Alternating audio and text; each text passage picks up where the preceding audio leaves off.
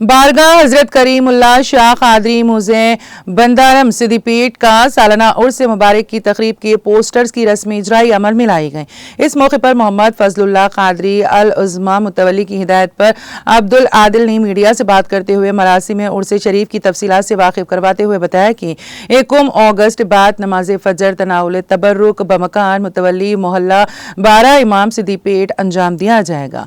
बारजान संदल माली बमकान मुतवल्ली निकलता हुआ शहर सिद्दीपेट में गश्त करता हुआ बारगाह सैयद करीमुल्लाह शाह को पहुंचेगा।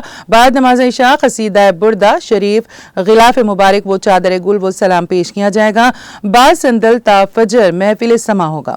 2 अगस्त बाद नमाज फजर तनावलो तबरुक इहाते दरगाह शरीफ में चरागान सलाम व फातिहा से मरासी में उर्स से अख्ताम को पहुंचेगा।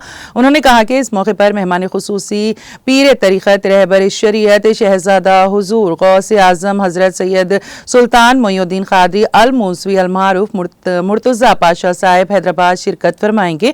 अकीदतमंदगान औलिया इकराम से ख्वाहिश की है कि जौक दर जौक शिरकत फरमा कर फयूज़ व बरक़ात से मालामाल हों। ज़ायरीन के लिए कदीम बस स्टैंड सिद्दीपेट से खुसूसी बस RTC का इंतज़ाम किया जा रहा है।